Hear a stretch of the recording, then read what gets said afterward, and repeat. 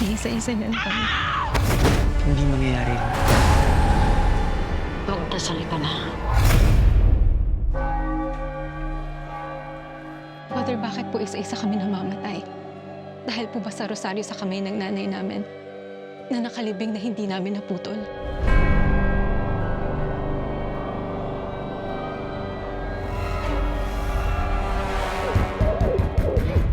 Baka mamatay lang ni Maring. Sumunod agad si Magda.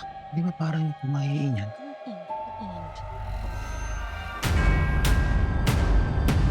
Ang rosaryong ito ang nag-uugnay sa inyo sa namayapan ninyong ina.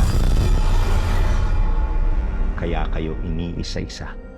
Kailangan maputol ang rosaryo bago kami maubos.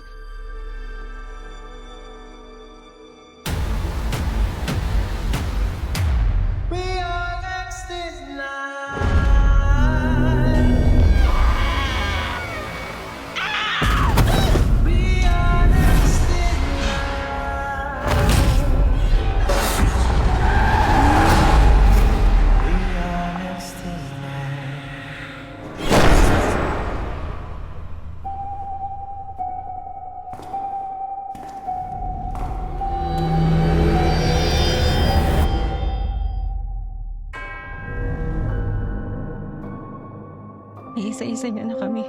Hindi mangyayari yun. Benedicta Ate!